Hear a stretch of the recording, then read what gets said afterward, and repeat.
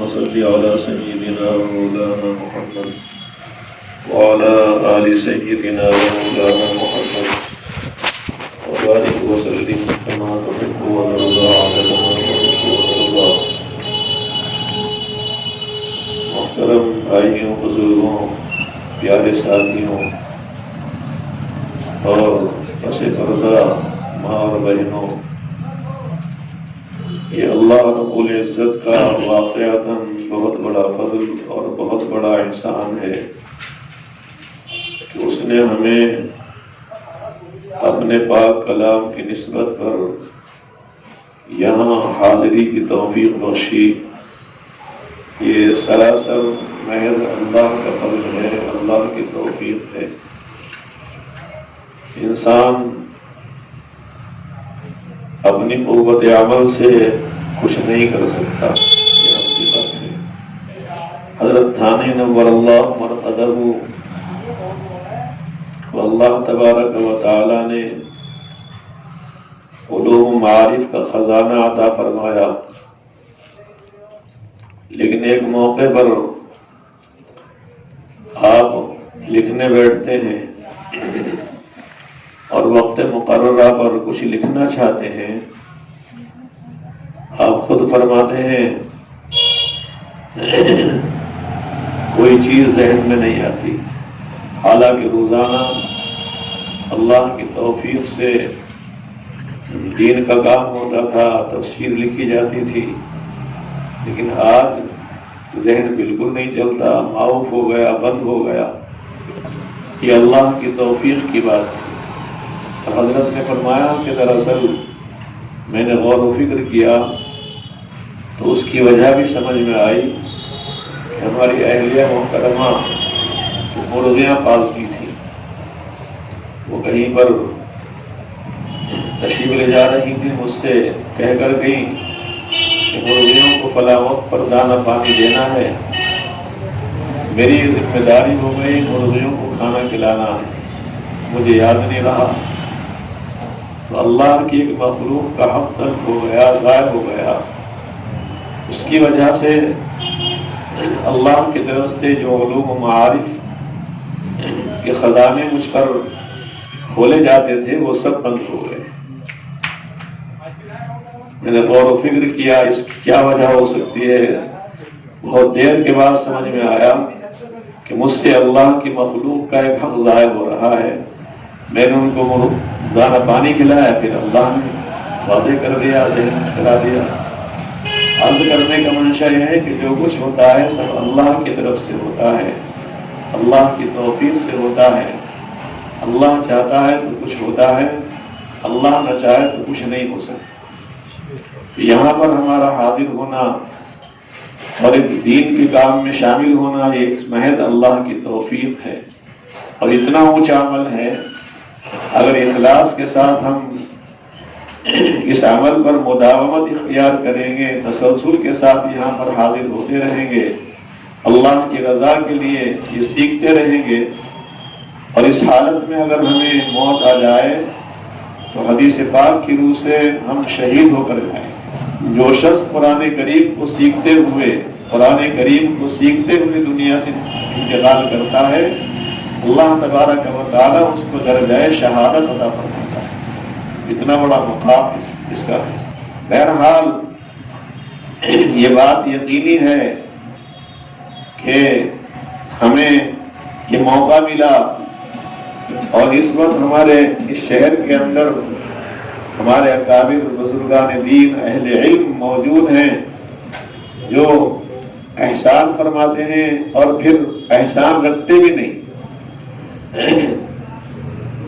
یہ اللہ کی توفیق سے یہ موقع ہمیں ملا ہوا ہے، میسر ہے، اس کی قدر کرنی چاہیے. کتنے علاقے اور کتنے شہر ایسے ہیں جہاں پر یہ چیز حاصل نہیں ہے، لوگ ترستے ہیں. خود قرآن کریم سمجھنا چاہتے ہیں، حالانکہ قرآن کریم اللہ کی کتاب ہے. اس کے الفاظ جس طرح اللہ تعالیٰ کی طرف سے اترے ہیں، ایسے ہی اس کے معنی بھی اللہ کی طرف سے اترے ہیں. صرف عربی جان کر قرآن کریم کو سمجھنا یہ ہو نہیں سکتا، ممکن نہیں. فضائل اعمال میں آپ نے سنا ہے اور پڑھا ہے، حضرت فرماتے ہیں قرآن کریم کے علوم کو سمجھنے کے لیے 15 علوم کی ضرورت ہے۔ صرف عربی کو سمجھ لینا اور عربی گرامر کو یاد کر لینا اس کے لیے کافی نہیں ہے۔ حضرات صحابہ رضی اللہ تعالی عنہم جن کی مادری زبان عربی تھی، وہ بھی کتنی آیات میں نبی کریم علیہ السلام سے پوچھا کرتے تھے کہ اس آیت کا کیا مطلب ہے۔ بہت سی مرتبہ غلطیاں ہوتی تھی، نبی کریم علیہ السلام ہی کی طرف سے اس کو حل کیا جاتا تھا۔ یہ بات یقینی ہے، 100% برحق ہے، اس میں کوئی کلام نہیں ہے، کوئی شک شبے کی بات نہیں ہے کہ اللہ کا یہ کلام اللہ کی طرف سے آیا ہے، اس کے الفاظ بھی وحی ہیں، اس کے معنی بھی وحی ہیں۔ قرآن کریم میں اللہ تبارک و تعالی نبی کریم علیہ السلام کو مخاطب کر کے فرماتے لا تحرک به لسانک لتعجل به ان علینا جمعه وقرآنہ فإذا قرأناه فاتبع قرآنہ ثم ان علینا بیانہ۔ جب وحی اترتی تھی نبی کریم علیہ السلام اس کو یاد کرنے کے شوق میں جلدی پڑھا کرتے تھے۔ نبی کریم علیہ السلام کو اس سے مشقت ہوتی، پریشانی ہوتی، وحی بھی آ رہی، اس کو سمجھنا بھی ہے، اس کو یاد بھی کرنا، پڑھنا بھی ہے، کئی کام جمع ہو گئے، بڑی دشواری ہوتی تھی۔ اللہ رب العالمین نے تسلی دی کہ آپ گھبرائیں نہیں، ان علینا جمعہ وقرآنہ، اس کا آپ کے سینے میں محفوظ کر دینا اور آپ کی زبان پر جاری کر دینا، پڑھوا دینا، یہ سب ہمارے ذمے ہے۔ اور فرمایا ثم ان علینا بیانہ، اس کے معنی کو بتلانا بھی ہمارے ذمے ہے، معنی بھی ہم بتلائیں گے۔ قرآن کریم میں اللہ نے صاف کر دیا کہ الفاظ بھی ہمارے ہیں، اس کے معنی بھی ہمارے ہیں، الفاظ بھی ہم جاری کریں گے، آپ کی زبان سے الفاظ ہی ہم پڑھوائیں گے، اس کے معنی بھی آپ کے سینے پر ہم ہی کھولیں گے۔ آیت کریمہ میں اس بات کی وضاحت ہو گئی کہ قرآن کریم کے جس طرح الفاظ اللہ رب العالمین کی طرف سے آئے ہیں، ایسے اس کے معنی بھی اللہ نے بیان کیے۔ معنی کو از خود نہیں سمجھ سکتے، اگر کوئی شخص از خود سمجھنے کی کوشش کرتا ہے، نبی کریم علیہ السلام کو حضرات صحابہ رضی اللہ عنہم کو واسطہ نہیں بناتا، از خود اپنی رائے سے قرآن کریم کو سمجھ کر کوئی معنی بیان کرتا ہے، حدیث پاک میں اس پر وعید نازل ہوئی ہے، نبی پاک علیہ السلام دھمکی دی ہے، ڈرایا ہے، اس کی ایمان کے اندر خطرہ ہے، کفر کا اندیشہ ہے۔ اس لیے ہمیں یہ بات یقین کے ساتھ ماننی ہے، تسلیم کرنی ہے کہ قرآن کریم کو از خود نہیں سمجھ سکتے، یہ اللہ کے فضل کی بات ہے، اللہ کی توفیق کی بات ہے کہ ہمارے پاس ایسے لوگ مہیا ہیں، ہمارے سامنے ایسے علماء، ایسے اہل علم موجود ہیں جن کے ذریعے ہم قرآن کریم کے صحیح معنی تک پہنچ سکتے ہیں، صحیح معنی سمجھ سکتے ہیں۔ حضرت عائشہ صدیقہ رضی اللہ تعالی عنہا نبی پاک علیہ السلام کی بیوی ہیں، سارے ایمان والوں کی ماں ہیں، آقا نبی پاک علیہ السلام کے گھرانے کی عورت ہیں، آپ کے بستر پر بھی وحی آتی ہے۔ حدیث پاک میں آتا ہے اس ازواج مطہرات نے کوئی بات کہی تھی، حضرت عائشہ کے سلسلے میں کوئی بات کہی تھی، آقا نبی پاک علیہ السلام نے فرمایا، حضرت فاطمہ نے بھی دوسری ازواج مطہرات کی وجہ سے ان کی طرف سے آقا کی خدمت میں عرضی پیش کی تھی، تو آقا نے فرمایا کہ عائشہ کے بارے میں مجھ سے کچھ مت کہو، ستاؤ مت، اس لیے کہ میری بیویوں میں عائشہ ہی ایک بیوی ایسی ہے جن کے بستر پر میں ہوتا ہوں تو اللہ کا کلام اترتا ہے، اللہ کی طرف سے وحی آتی ہے، اللہ کے نزدیک یہ ایسی پاک عورت ہیں، ایسی پاکیزہ ہیں، ان کا بستر اتنا پاک ہے کہ جب میں ان کے بستر پر ہوتا ہوں تو اللہ کا کلام اترتا ہے، وحی آتی ہے۔ تو وہ عورت عائشہ جو خود بھی فقیہہ ہیں، کتنے مسائل ایسے ہیں جن مسائل میں حضرات صحابہ رضی اللہ عنہم کو اشکال ہوا اور حضرت صدیقہ رضی اللہ عنہا نے، حضرت عائشہ رضی اللہ عنہا نے ان کو حل کیا ہے۔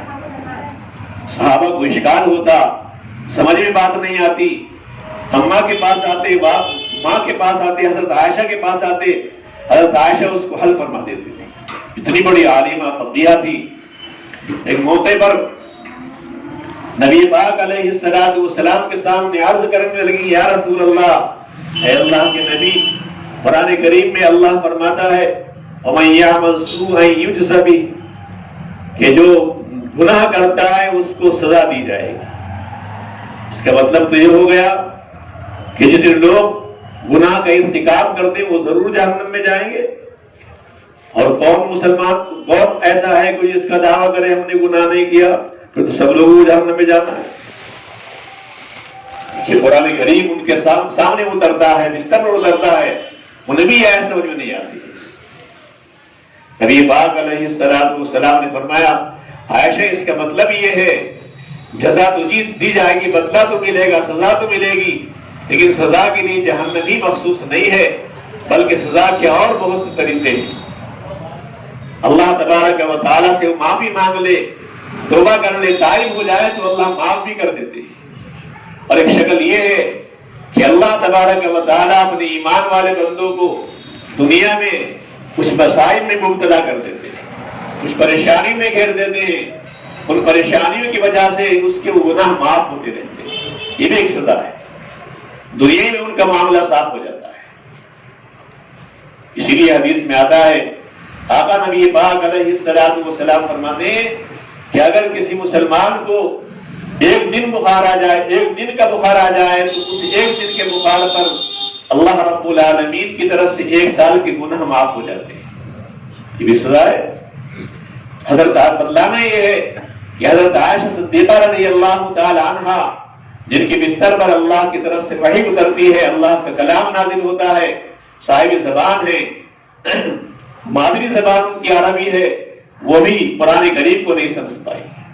انہیں بھی ضرورت پڑی نبی پاک علیہ السلام کے سمجھانے کی کہ بھائیو، یہ ہو نہیں سکتا کہ ہم عربی جان لیں، معمولی سی کتاب پڑھ لیں اور قرآن کریم کو سمجھیں. کتنی آیات ایسی ہیں جن میں آج بھی شبہ ہوتا ہے، تفسیر پڑھنے کے بعد بھی شبہ ہوتا ہے.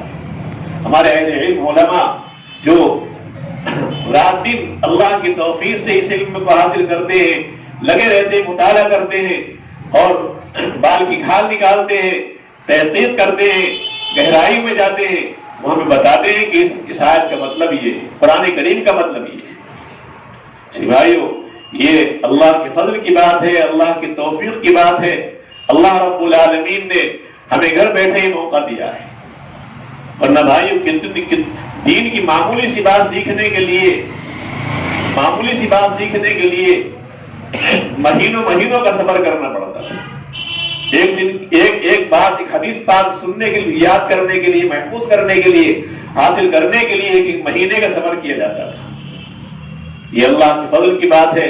اللہ نے ہمارے شہر میں، ہمارے محلے میں ایسے حالات پیدا کر دیے کہ گھر بیٹھے ہمیں علوم حاصل ہو رہے ہیں. ان کی قدر کرنی ہے.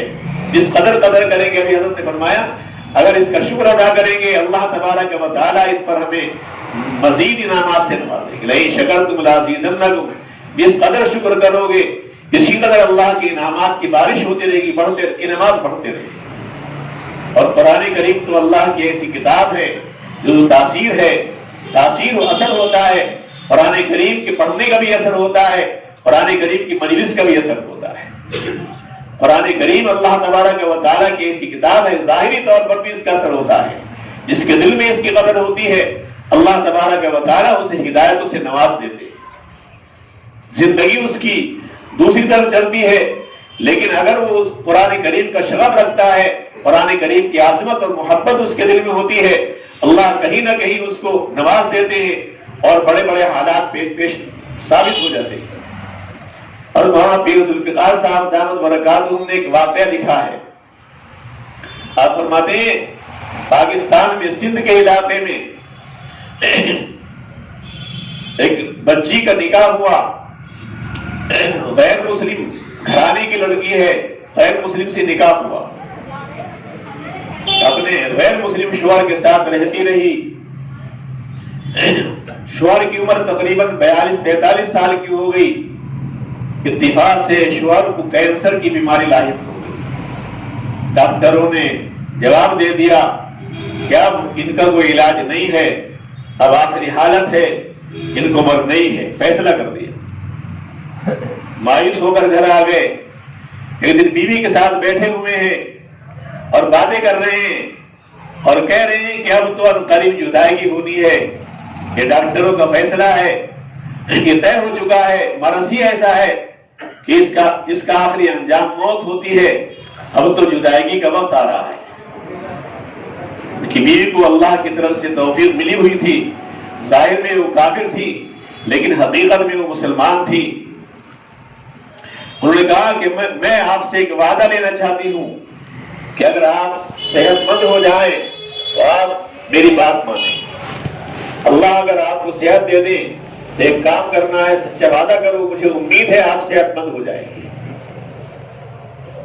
شوہر کہتا ہے میں تو ہمیشہ آپ کی بات مانتا ہوں، اور یہ کیا بات ہے صحت ہو جائے تو عجیب و غریب بات ہوگی، اگر تم یہ بات کہتی ہو تو میں واقعی تمہاری بات مانوں گا، میں وعدہ کروں گا۔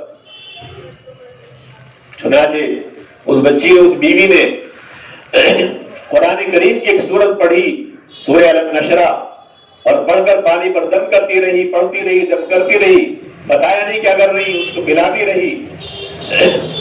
چند دنوں کے بعد اللہ نے اس کو صحت یاب کر دیا، اس نے جانچ کرائی، عجیب و غریب معاملہ ہوا۔ جانچ میں یہ جانچ آتی ہے کہ بیماری ختم ہو چکی ہے، اطمینان نہیں ہوا، دوسری جگہ پر گئے، وہاں پر تحقیق کرائی، جانچ کرائی تو وہاں بھی یہی بات سامنے آئی کہ وہ کینسر کی بیماری ختم ہو چکی ہے۔ بڑا تعجب ہوا، بیوی سے کہنے کہ تم نے کیا عمل کیا ہے، کیا کون سی دوا تمہارے پاس تھی، کیا علاج کیا، کیا پڑھا تم نے؟ بیوی نے کہا تم نے جو وعدہ کیا تھا وہ پہلے اس دوبارہ دہراؤ کہ میں اس وعدے کو پورا کروں گا، اگر تم وعدہ پورا کر دیں تو بتاتی ہوں۔ چنانچہ اس نے پھر دوبارہ وعدہ کیا، اس نے کہا کہ دراصل میں بچپنے میں اپنی ایک سہیلی مسلمان کے ساتھ اس کے گھر جاتی تھی، اس بچی میری سہیلی کی ماں قرآن کریم پڑھاتی تھی بچوں کو، اپنی بچی کو بھی میری سہیلی کو بھی قرآن کریم کی تعلیم دیتی تھی، میری سہیلی قرآن پاک کی آیتیں پڑھتی اور یاد کرتی، میں بھی اس کے ساتھ یاد کر لیتی تھی، جیسے میری سہیلی اپنی ماں کو قرآن کریم سناتی، میں بھی اپنی سہیلی کی ماں کو خالہ کہتی تھی اور قرآن کریم سنا دیتی تھی، سبق یاد ہو جاتا تھا۔ ایسی وقت گزرتا رہا، آخرکار اللہ نے قرآن کریم کا علم مجھے عطا فرمایا اور اسی قرآن کریم کی برکت سے ایمان بھی لے آئی، اسی وقت کلمہ ہی پڑھا، لیکن ماں باپ کے گھرانے کے ڈر سے میں نے ایمان کا اظہار نہیں کیا۔ اسی طرح ماں باپ کے ساتھ رہتی رہی، تمہارے ساتھ شادی ہو گئی۔ جس وقت شادی کا موقع آیا تو وہی ہماری خالہ جنہوں نے قرآن کریم پڑھایا تھا، میں ان کے پاس جاتی ہوں اور میں افسوس کرتی ہوئی کہتی ہوں کہ اللہ کی توفیق سے، اللہ کے فضل سے میں روزانہ تمہارے گھر آ کر قرآن کریم سیکھتی تھی، پڑھتی تھی، موقع ملتا تھا، اب میری شادی ہو رہی ہے، اب وہاں پر قرآن کریم دیکھنے کی طرف جائیں، قرآن کریم اللہ کی کتاب دیکھنے کو بھی نہیں ملے، یہ افسوس کر رہی۔ انہوں نے یہ کہا کہ ہم کوشش کرتے ہیں کہ تمہیں قرآن کریم ہدیہ کے طور پر پہنچائیں، اس انداز پر کہ تمہیں موقع مل جائے۔ چنانچہ انہوں نے اس بچی کے گھرانے کے ماں باپ سے کہنا بھیجا کہ آپ کو معلوم ہے آپ کی بچی ہماری بچی کی سہیلی ہے، شادی ہو رہی ہے، ہم آپ کی بچی کو کپڑے بنانا چاہتے ہیں، جوڑا بنانا چاہتے ہیں۔ چند جوڑے بنائے اور اس کی پیکنگ کی اور عمدہ انداز میں اس کی پیکنگ کی اور بتایا گفٹ کے طور پر ہم کچھ دینا چاہتے ہیں، ہم چاہتے ہیں کہ گفٹ تمہارے گھر نہ کھلے بلکہ شوہر کے جانب کھلے۔ انہوں نے اچھے انداز میں اس کو سجایا اور اس کے اندر قرآن کریم اللہ کی کتاب رکھ دی۔ بچی کے گھر پہنچ گیا، بچی کہتی ہے اپنے شوہر سے، کہتی ہے تم باہر جاتے تھے، ڈیوٹی پر جاتے تھے، جب تمہارے جانے کا وقت ہوتا چلے جاتے تو میں اس قرآن کریم کو اندر سے نکالتی اور قرآن کریم پڑھتی تھی، اور جب تمہارے آنے کا وقت ہوتا اس سے پہلے ہی اس کو بند کر کے چھپا کر رکھ دیتی تھی۔ روزانہ کا میرا معمول تھا، اور مجھے میری خالہ نے سکھلایا تھا کہ مجھے کچھ بزرگوں نے بتایا کہ اس قرآن کریم کے اندر ایک سورت ہے سورہ الم نشرہ، اگر اس کو پڑھ کر دم کیا جائے اور یقین کے ساتھ مریض کو پلایا جائے تو اللہ تعالیٰ شفا دیتے ہیں۔ میں نے اپنی خالہ کے اس بتائے ہوئے عمل کو کیا، وہی صورت پڑھ کر تمہیں دم کر کے پلائی، اللہ نے تمہیں شفا دے دی، اب تم ایمان لیا، چنانچہ وہ ایمان لیا۔ بہرحال اس کے بعد انہوں نے کہا بھی کہ تم تو ایسے شخص کی بیٹی ہو کہ جو خود دوسروں کو کافر بناتا ہے، ہندو بناتا ہے، تم اس کے سامنے کیا کہو گی؟ اس نے کہا کچھ بھی ہو، بہرحال یہ موقع ملا ہے، تم نے وعدہ کیا مسلمان ہو جاؤ، یہ اگلی زندگی نئی زندگی اللہ نے دی ہے، اللہ کی توفیق سے۔ میرا عرض کرنے کا منشا یہ ہے، اس اللہ کی کتاب کے اندر ظاہری طور پر بھی تاثیر ہے، باطنی طور پر بھی تاثیر ہے۔ جو حقیقت کے اعتبار سے یقین کے ساتھ اللہ کی کتاب سے جڑتا ہے، اللہ کے کلام سے جڑتا ہے، اللہ اس کو ظاہری طور پر بھی فائدہ پہنچاتے ہیں اور باطنی طور پر ایمان بھی مضبوط فرماتے ہیں۔ بچی نے قرآن کریم سے محبت کی، شغف کیا اور سیکھا، محبت عظمت کے ساتھ اس کو پڑھتی رہی، اللہ نے اس کو بھی ایمان کی توفیق بخشی، اس کے ذریعے اس کو شوہر کو بھی ایمان کی توفیق عطا فرمائی، اور ایک کافر گھرانہ جو سب ترین کفر کے اندر مبتلا تھا، اللہ نے اس کتاب کے ذریعے ان کو ہدایت عطا فرمائی۔ پہلا عرض کرنے کا منشا یہی ہے کہ اگر ہم اس قرآن کریم کو سیکھتے رہیں گے، اللہ کی کتاب سمجھ کر پڑھتے رہیں گے، تو یقینی طور پر اس کا حق بھی ادا کرنے کی توفیق۔ قرآن کریم میں اللہ فرماتا ہے وَلَقَدْ يَسَّرْنَا الْقُرْآنَ لِلذِّكْرِ فَهَلْ مِن مُدَّكِرٍ، ہم نے قرآن کریم کو نصیحت کے لیے آسان کر دیا، کوئی نصیحت قبول کرنے والا ہے؟ یعنی جو چاہے نصیحت حاصل کر سکتا ہے۔ نصیحت کے لیے بھی آسان ہے اور پڑھنے کے لیے بھی آسان ہے۔ ہم اس قرآن کریم کو سیکھنا چاہتے ہیں تو سیکھ بھی سکتے ہیں، آسانی کے ساتھ اس کو حاصل کر سکتے ہیں۔ ایسے کتنے لوگ ہیں جنہوں نے بڑھاپے میں قرآن کریم سیکھا، صحابہ کی بڑی تعداد ایسی ہے جنہوں نے بوڑھا ہونے کے بعد قرآن کریم کو سیکھا، الفاظ کو بڑھاپے میں سیکھا، معنی کو بڑھاپے میں سیکھا ہے۔ آج بھی ایسے لوگ ہیں جو بڑھاپے کی حالت میں قرآن کریم سیکھتے ہیں، کتنے لوگ ایسے ہیں۔ حضرت والا ہردوئی کے یہاں تو باضابطہ ایسے لوگوں کو پڑھایا جاتا ہے، سمے دریش ہوتے ہیں، بوڑھے ہوتے ہیں، ایک ایک آیت، ایک ایک لفظ، ایک ایک حرف ان کو پڑھایا جاتا ہے، آخرکار وہ پڑھ جاتے ہیں۔ یاد کرنے کے لیے، نصیحت حاصل کرنے کے لیے اللہ خود فرماتا ہے اس کلام کو ہم نے آسان کر دیا ہے، اور یہ قرآن کریم اللہ کی کتاب ہے، محفوظ ہے۔ جب اس کو پڑھا جاتا ہے تو غیر بھی اس کی تصدیق کرتے ہیں، اس کی حقیقت کو مانتے ہیں، اللہ نے اس کے اندر تاثیر رکھی، اور یہی ایک واحد کتاب ایسی کتاب ہے جس وقت سچائی کے ساتھ، اپنی حقیقت کے ساتھ دنیا میں موجود ہے۔ کوئی کتاب اس کے علاوہ ایسی نہیں ہے جو اپنی حقیقت کے ساتھ دنیا میں موجود پائی جاتی ہے۔ ہمارے پیر ذوالفقار صاحب رحمت دعوت برکاتہ نے ایک واقعہ اور لکھا ہے، فرماتے ہیں ایک جگہ پر کچھ لوگوں نے، بڑے لوگوں نے یہ طے کر رکھا تھا کہ مہینے دو مہینے میں ایک میٹنگ کی جائے اور ہر مذہب کا پیشوا وہاں پر جائے، اپنے مذہب کی بات کرے۔ چنانچہ مجھے بھی وہاں جانے کا موقع ملا، اتفاق ہوا، میں بھی آتا جاتا رہا۔ ایک موقع پر مشورہ ہو رہا تھا کہ اگلی مجلس میں کس چیز پر بحث کرنی ہے۔ مجھے بھی بولنے کا موقع ملا۔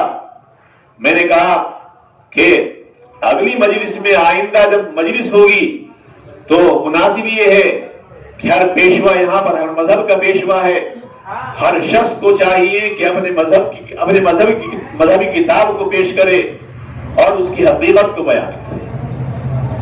چنانچہ لوگوں نے بات تسلیم کی۔ اگلی مجلس ہوئی، سب سے پہلے مجھے بتایا گیا، حکم دیا گیا کہ آپ اپنے مذہب کی کتاب کو پیش کریں۔ چنانچہ میں نے قرآن کریم کی چھوٹی سورت سورہ فاتحہ پڑھی، اس کا ترجمہ کیا۔ علماء نے لکھا ہے، مفسرین لکھتے ہیں کہ قرآن کریم کی اس چھوٹی سورت میں اللہ تبارک و تعالیٰ نے وہ سارے علوم جمع کر دیے جو علوم پورے قرآن کریم میں۔ تفصیلات آپ کو معلوم ہے، کچھ نہ کچھ معلوم ہے۔ حضرت نے وہ سورت پڑھی، اس کا ترجمہ کیا، بہرحال لوگوں کو معلوم ہوا۔ فرماتے ہیں میرے پاس یہودی پادری بیٹھا ہوا تھا، اس کا نمبر آیا، اس نے اپنی کتاب توریت پڑھنی شروع کی، وہ انگریزی میں پڑھ رہا تھا۔ میں نے اعتراض کیا کہ بھئی یہ بتائیے کہ آپ کی یہ توریت کس زبان میں نازل ہوئی؟ اس نے کہا زبان تو اس کی دوسری عبرانی زبان ہے۔ میں نے کہا تمہاری زبان وہ زبان تو ہے نہیں انگریزی زبان میں پڑھ رہے ہو؟ بہرحال وہ بولا کہ ہاں ٹھیک ہے، یہ اس کا ترجمہ ہے. چونکہ اس کے بعد دوسرے لوگ تھے، عیسائی پادری تھا، وہ پہلے ہی بول اٹھا کہ ہم اس بات کا یقین کرتے ہیں اور مانتے ہیں کہ دنیا میں اس وقت اپنی اصل حالت میں اور حقیقت کے ساتھ کوئی کتاب اگر ہے تو صرف اللہ کا کلام قرآن کریم ہے، مسلمانوں کی کتاب ہے.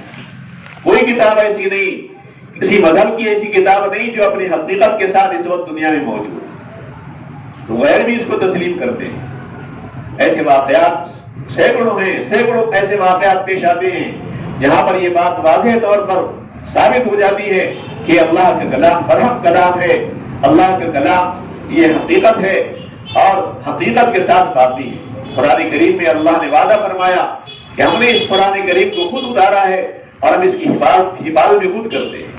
تو جس کی حفاظت اللہ خود کرتا ہو بھائی وہ ضائع نہیں ہو سکتی. اسی لیے آج تک اپنی اصل حالت پر اللہ کی کتاب باقی ہے، جس طرح اس کے الفاظ باقی ہیں، اسی طرح وہ معنی جو ہمارے پاک نبی علیہ الصلوۃ والسلام نے بتلائے ہیں حضرات صحابہ کے واسطے سے، تابعین، تبع تابعین کے واسطے سے، ائمہ مجتہدین فقہاء کے واسطے سے اب تک پہنچے ہیں. آج تک وہ معنی باقی ہے، لیکن از خود ہم وہ نکال نہیں سکتے. ان کو حاصل کرنے کے لیے علماء سے تعلق کرنا پڑے گا، اہل علم کی مجلسوں میں جانا پڑے گا. اور یہ مجلسیں بابرکت مجلس ہوتی ہیں. ایسی مجلسوں کی الگ تاثیر ہوتی ہے، اس میں خود اثر بھی ہوتا ہے. ایک بزرگ فرماتے ہیں کہ ایسی مجلسوں میں یقینی طور پر کوئی اللہ کا ایسا بندہ ہوتا ہے جو غیر محسوس طریقے پر اللہ سے لگاؤ رکھتا ہے، ظاہر نہیں ہوتا، خود اس کو ہی معلوم نہیں ہوتا، اس کو بھی اپنی حقیقت معلوم نہیں ہوتی، لیکن اللہ سے اس کا گہرا تعلق ہوتا ہے. اللہ اس کی وجہ سے سارے لوگوں کو قبول فرما لیتے ہیں، سارے لوگوں کی ہدایت کا وہ ذریعہ بن جاتا ہے. یقینی طور پر ایسی مجلسوں میں جو لوگ آتے ہیں صرف اللہ کی نسبت پر آتے ہیں، قرآن کریم کی نسبت پر آتے ہیں، اور اس نسبت پر آنا خود ایک بڑی عبادت ہے، بہت بڑا دین ہے. تو یقینی طور پر ہمیں یقین کے ساتھ اس میں آنا ہے اور یہ سمجھ کر آنا ہے کہ اس مجلس میں یقینی طور پر اللہ کا کوئی نہ کوئی بندہ ایسا ضرور ہوگا جس کی وجہ سے ہم سب لوگ اللہ کے نزدیک مقبول ہو جائیں گے اور اللہ کی بارگاہ میں قبولیت ملے گی، ہدایت مل جائے گی. مسلسل ہم آتے رہیں گے، اس کی قدر کرتے رہیں گے تو ایک دن آئے گا اللہ کی بارگاہ میں قبولیت ہوگی، انشاءاللہ آخرت میں سرخروئی حاصل ہو جائے گی. یہ جن باتیں بے ترتیب عرض کر دی ہے، اللہ تعالیٰ ان کو قبول فرمائے. ہر ہفتے آپ کے سامنے پیش فرماتے ہیں، اللہ تعالیٰ مزید ترقیات سے مالا مال فرمائے، قبول فرمائے. اور یہ حقیقت ہے، قدر کرنے کی چیز ہے، قدر کیجیے انشاءاللہ بہت فائدہ ہوگا. یہ چیز ہر جگہ نہیں ملتی ہے، یہ اللہ کا انعام، اللہ کا فضل آپ کے محلے پر ہے، آپ کی مسجد والوں پر ہے. بہت بڑا انعام ہے کہ اللہ نے ایسے حالات پیدا کر دیے کہ یہ سلسلہ شروع ہو گیا اور ایسی اہل علم میں سے ایسی شخصیت کا انتخاب آپ کے لیے ہو گیا کہ جن کے ذریعے ہمیں ضرور فائدہ پہنچتا رہے گا انشاءاللہ. اللہ تعالیٰ مجھے بھی سب لوگوں کو قدر کرنے کی توفیق عطا فرمائے، قبول فرمائے، غلطی کو معاف فرمائے. آخر دعوانا الحمدللہ رب العالمین.